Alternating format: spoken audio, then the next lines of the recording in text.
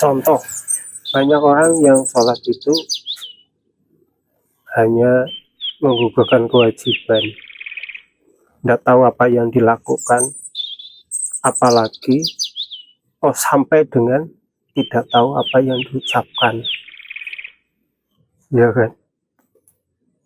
Kita melakukan sholat, tindakannya berdiri, rukuk, sujud, ini seperti seolah-olah saya sudah kebiasaan, ya kan? Padahal itu ada maknanya. Yang kedua, kita tahu bahwa kita mengucap seharusnya tahu apa yang diucap, ya Bob. Kalau misalnya kita mau mengucap tapi tidak tahu apa yang diucap, ya bagaimana?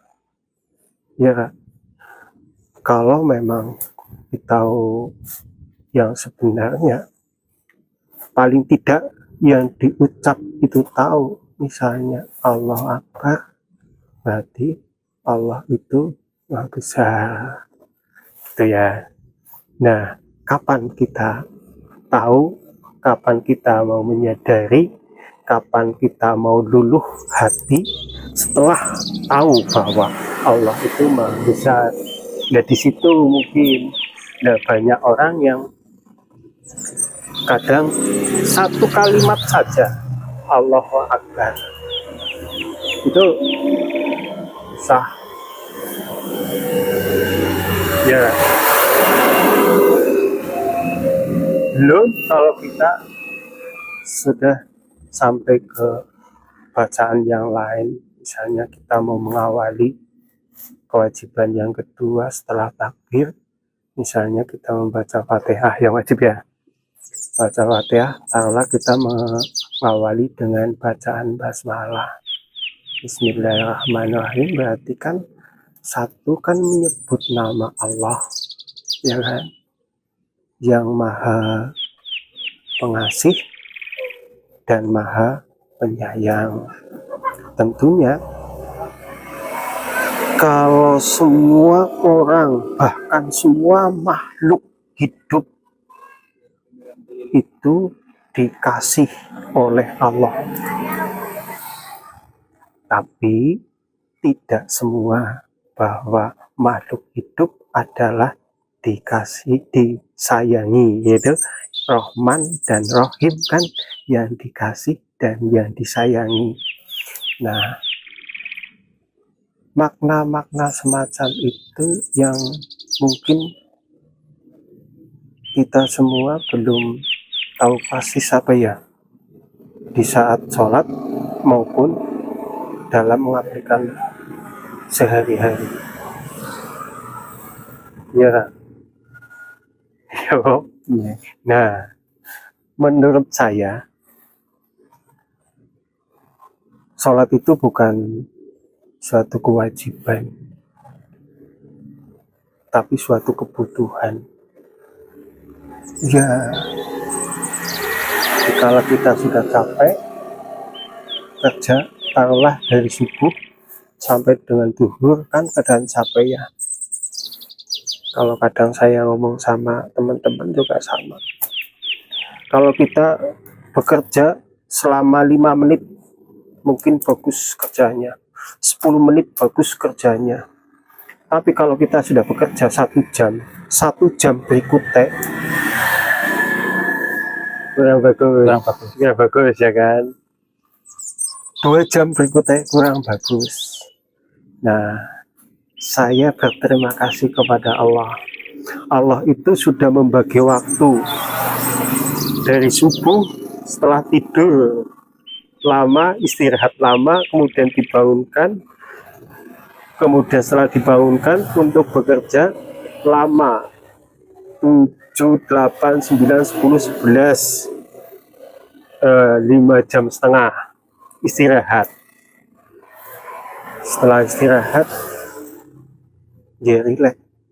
Memang untuk bekerja setelah jam 12, setelah jam 1, ya, yaitu agak fresh kembali. Itu kalau dalam dunia logika. Tapi kalau di dunia nanti adalah suatu kewajiban, ya memang kita wajib sih ya. Jadi di antara wajib dan kebutuhan itu ada di situ.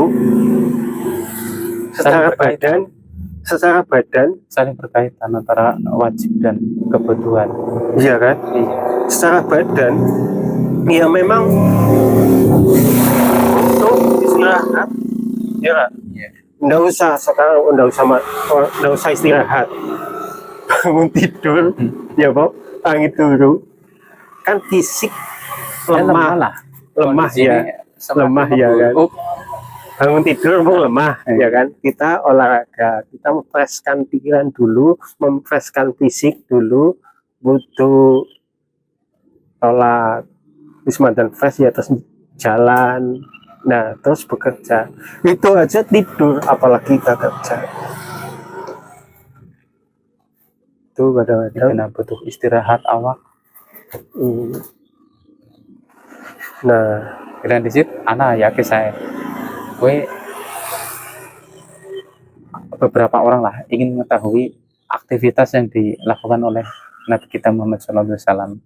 Mereka menanyakan kepada Ummul Mukminin Aisyah radhiyallahu anha bahwasanya bagaimana tata cara ibadahnya Nabi Muhammad SAW kan. Akhirnya dia itu melakukan, saya akan sholat terus tanpa tidur. Saya akan berpuasa di siang hari tanpa berbuka. Yang ketiga, saya akan sholat terus dan saya tidak akan menikahi wanita. Ya, 3 syaratnya. Nah, sedangkan Nabi Shallallahu Alaihi Wasallam ya puasa, berbuka, ya sholat, ya tidur, ya menikahi wanita. Maka barang siapa yang tidak menyukai dengan sunahku, maka dia bukan golonganku. Nang kubur gue mengko apa yang tercermin di dalam dunia ya kan 3 perkara yang akan menemani orang ketika sudah meninggal. Akan terputuslah semua amalan anak Adam ketika dia meninggal dunia. Kedua, 3 perkara. Yang pertama, shadaqatul jariyah. Yang kedua, ilmu yang bermanfaat. Dan ketiga, anak yang senantiasa mendoakan kedua orang tuanya. Yang dimaksud dengan shadaqatul jariyah, kita mempunyai harta, kita sedekahkan untuk jihad fisabilillah, untuk membangun pondok pesantren, untuk membangun masjid.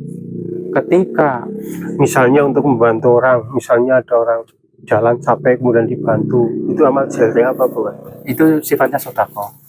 Kalau Ya? amal jariah itu amalan yang mana dia itu tetap digunakan untuk perkara-perkara ibadah. Misalnya kita membangun masjid itu kita gunakan untuk beribadah, walaupun kita sudah meninggal dan kita mempunyai andil membuat masjid tersebut, maka pahalanya akan terus mengalir.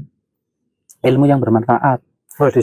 Demikian ya, amal jariah. Misalnya kan saya membantu Batak, ya kan jelas ya, untuk membangun ya. Jelas selama dia masih dipakai, kita sudah meninggal, pahalanya akan terus mengalir. Rubuh, hilang, diganti, masih mendapatkan pahala. Ya masih dalam kondisi bisa rubuh ya. Tapi kan rubuhnya kan bukan niatan orang, memang niat dibongkar. Memang dibongkar diganti baru, diganti baru. Secara logika hilang ya. Iya. Secara logika wis hilang. Iya. Tapi kabehmu kan karena kondisinya mungkin kurang memungkinkan, akan direnovasi yang lebih baik. Ya insya Allah masih tetap terjamin amal jariah lah. Ya, sebagaimana ilmu yang bermanfaat tadi, ilmu yang bermanfaat ketika kita mengajarkan kepada anak-anak kita lah, doa-doa sholat ya, sementara membaca Al-Quran yang mudah lah. Nah, kita sudah meninggal. Alhamdulillah diamalkan oleh anak-anak kita. Anak yang dimaksud di sini adalah anak kandung, Ya baik itu anak anak murid kandung atau ataupun anak kandung, ya. Ya, selama mereka masih mengamalkan apa yang kita ajarkan, walaupun kita sudah meninggal, ya insya Allah kita masih terus mendapatkan pahala dari apa yang kita ajarkan kepada anak murid ataupun anak kandung kita. Lebih spesifik ke agama apa ke ilmu umum misalnya kan? Ya dimaksud di sini ya agama. Iya, ya itu sih tadi apa, membaca Al-Quran, mengajarkan sholat. Adapun ilmu umum, kalau misalnya kan, sifatnya kan dunia. Misalnya saya mengajarkan budi pekerti yang baik kepada orang lain, mengajarkan kebaikan kepada anak-anak supaya nanti setelah besar itu mempunyai budi pekerti yang baik, tingkah laku yang baik. Saya tidak mengajarkan agama. Budi pekerti dan akhlak yang baik itu kan sebagian dari agama. Tadi kan bilangnya membaca Al-Quran gitu ya, berarti kan bukan hanya itulah ya. Bukan hanya itu, sebabnya akhlak, adab itu kan budi pekerti yang baik, kan termasuk salah satu dari akhlak, dari adab yang diajarkan oleh agama juga. Ya insya Allah bagus mas. Iya. Ilmu yang bermanfaat. Sing ketulin apa? Sedekah jariyah, anak yang doakan, ya. Ilmu yang bermanfaat. Maksudnya ilmu yang bermanfaat, ilmu yang disampaikan kepada orang lain dan orang lain itu mengamalkan. Apakah menyampaikannya itu harus bertatap muka, misalnya ini coba berbuat baik, sana kayak gitu loh. Itu kan berhadapan. Apakah harus berhadapan? Apa cara sikine lewat online lah? Saya ngomong, kemudian orang banyak yang mendengarkan sehingga orang banyak itu pada berbuat baik. Ya pengertiannya luas. Iya pengertian luas. Ya alangkah baiknya kalau bisa bertatap muka. Adapun kalau kita menyampaikan suatu ilmu harus bertatap muka kan dalam komunitas yang terbatas.